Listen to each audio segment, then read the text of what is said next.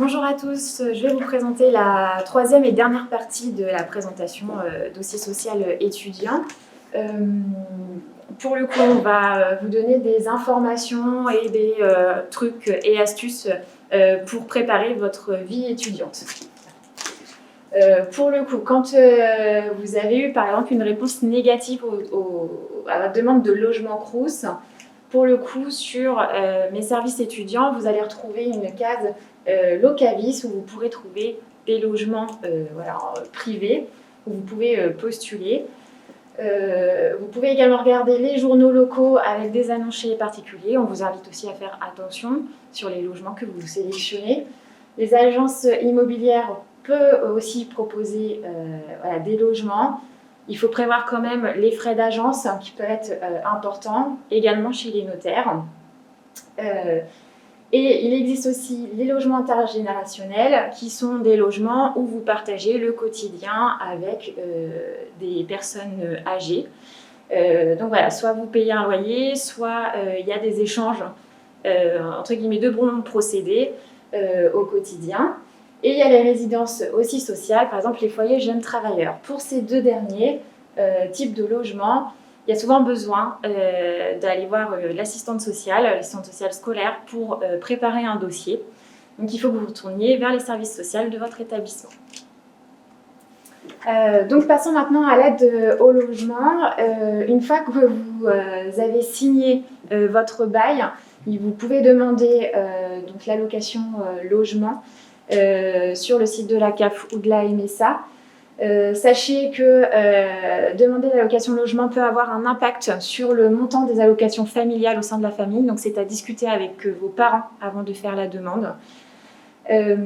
Visal, c'est pareil, sur messervicesétudiants.gouv.fr, vous pouvez faire la demande pour avoir une caution garantie.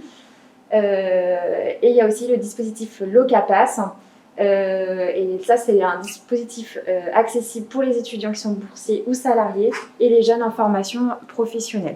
Voilà, vous pouvez télécharger à l'avance le dossier sur l'onglet Visal. Concernant les aides, pour le coup, vous avez plusieurs possibilités. Il y a un service social des étudiants auprès du Crous. Donc, quand vous êtes dans les universités, les IUT, vous pouvez la contacter. Lorsque vous êtes en établissement scolaire, il faut aller vers le service social en faveur des élèves. En fonction de votre situation, plusieurs aides peuvent vous être proposées, comme il l'indiquait sur le diapo. Vous pouvez vous tourner vers les mairies, les conseils départementaux et les conseils régionaux. Les complémentaires retraite de vos parents peuvent aussi vous aider en fonction de votre situation. Certaines associations et fondations. Et en dernier recours, les prêts étudiants auprès des banques, comme le fonds garantie ETSA. Alors, concernant la contribution vie étudiante et de campus, pour le coup, c'est un genre d'impôt qui est obligatoire à payer. Vous en avez besoin pour vos inscriptions à l'université. Pour le coup, les étudiants BTS, DMA ou formation comptable ne sont pas concernés par cet impôt. Vous faites attention de bien cliquer sur « Obtenir mon attestation » car pour vous inscrire, vous allez en avoir besoin.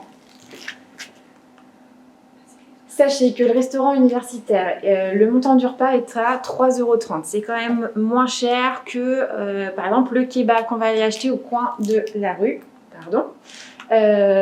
Sachez qu'actuellement, avec la crise sanitaire, les repas pour les boursiers sont à 1 €.